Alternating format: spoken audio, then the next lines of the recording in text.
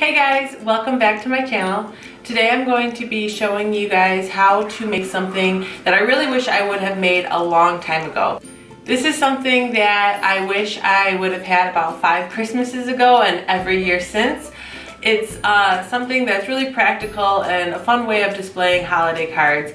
Every year I'm always, putting them all over the counters or the tables, and it takes up a lot of space and then they fall down. I've never been able to display them in a way that I thought looked presentable. So I went online to try to find Christmas card holders, and a lot of them were just really expensive. They looked pretty simple to make, or they just weren't as pretty and decorative as I would have wanted them to be. So I decided to go on Pinterest, of course, and find the different ideas of card holders that are currently out there. And I just made the simplest and easiest one. This really took no time at all. It was a lot of fun. And so yeah, I'm going to share with you how I made my holiday card holder. So this is the holder. I don't know if you're going to be able to see it. The whole entire thing. It is pretty long. In this video, I will be sharing with you everything that I used to make this. I will include a supplies list that you can just screenshot in case you want to take it with you to your local craft store. So if you're interested in learning how to make this blessed Christmas card holder, please keep watching.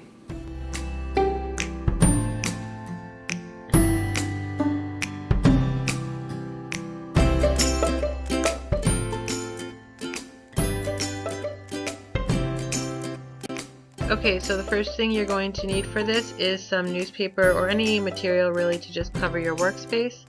The next thing you will need is a slim and tall board to display your letters and clothespins.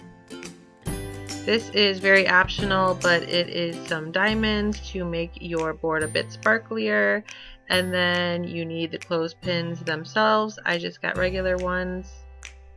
Then you will need some paint. I have red, green, and white here, but as you will see, I did not use the green, but any colors of your choice. And then you will need some type of glue. I used a hot glue gun. They're very inexpensive, and then I just use the glue sticks that come with it. And here is another optional item to include. These are just some rhinestones or gems that you can stick on there. I did not use them, but it's all up to you. Here are the letters that I chose. I found some sparkly ones. And then we can get started. So here I am just spreading out my newspaper. My scarf has gotten in the way a couple times, and I have now decided that you should not be wearing something like this in a project, especially when dealing with paint. So I'm just going to get started painting my board white.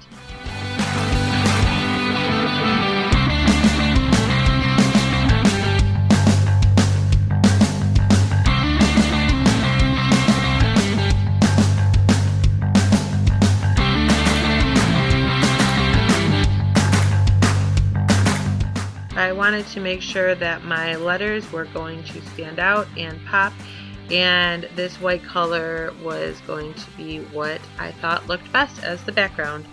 So I'm just going to start painting.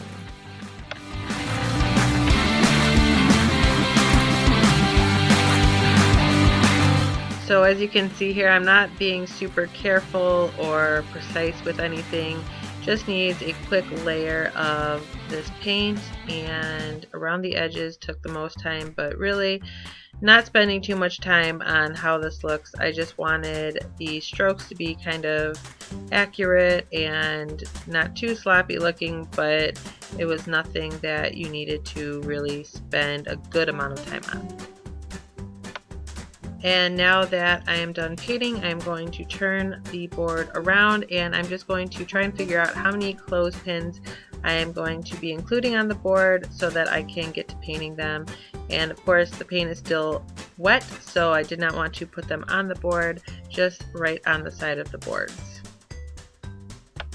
So painting these clothespins, I tried to be as clean and neat as possible at first. I try not to get my hands too messy, but as you're going to see in a couple of seconds, my fingers just started becoming red along with the clothespin. So it washed off pretty easily, and I just wanted to make sure that I had the entire clothespin covered.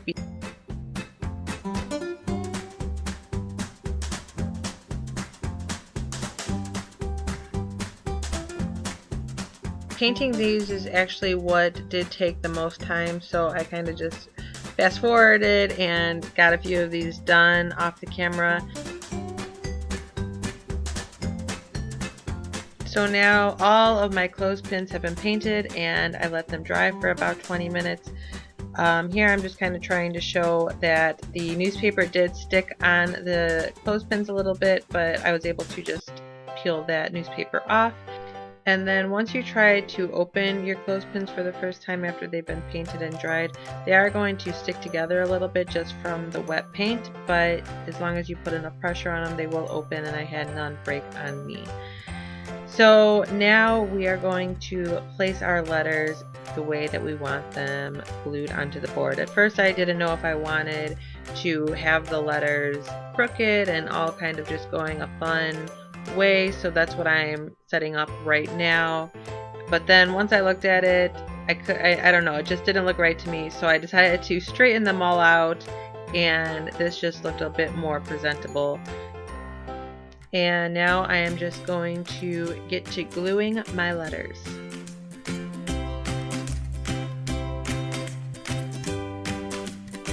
After you put the glue on your letters, just press firmly down, and then with the glue gun, and I don't know, a lot of other glues that I've tried, there will be some like stringy stuff, hanging little strings of glue. Just peel those off and they should come off with no problem.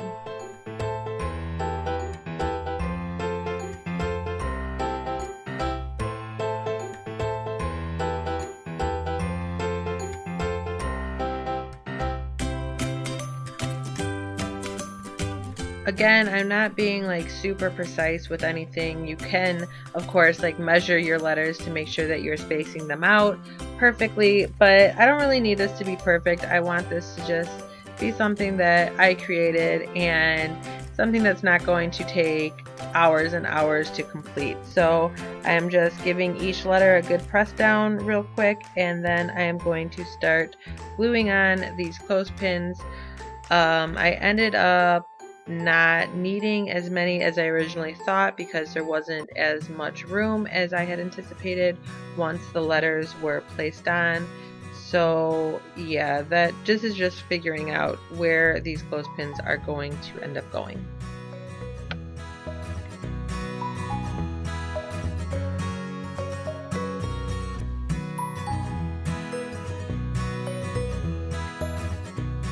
As you can see, when I picked the clothespins up to glue them, there are some areas on the back that didn't get painted all or don't look as clean.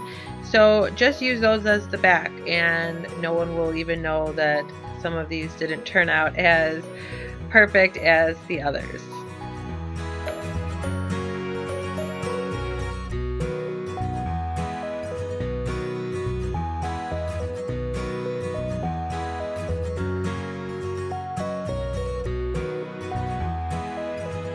I went ahead and finished gluing each of my clothespins, and now I am just placing these gemstones on the boards to see how I like them, and I decided that I don't like them as much as I thought, so got rid of them. And now I am taking this diamond sticker sheet, and it's really easy to cut.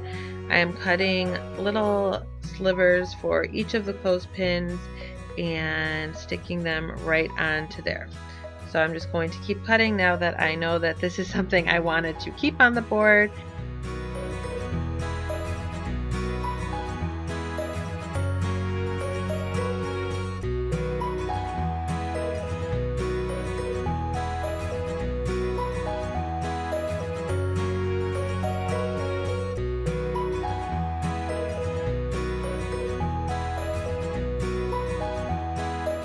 So once you finish cutting and sticking your little rhinestone gemstones on, you are complete with your board. Here is the finished product. I'm going to let everything sit and dry for a little bit longer before I pick this up and start using it. And here it is standing up. I really hope that you enjoyed this project. I really enjoyed making it and filming it for you guys. So if you do create your own, please send me a picture through my Instagram. I would love to see the different variations that you guys can come up with. I did decide not to use the green because I do want to keep this out for other occasions other than just the holiday season. I'm hoping to use this for birthdays, anniversaries, and just any celebration so I can display the really nice cards that we receive. So I am very happy that I did use the little gemstones. I think it adds a bit of sparkle to it. Thank you again so much for stopping by my channel and checking out this video. Please subscribe for more videos to come this week. Thanks again, and I will see you in my next video. Bye.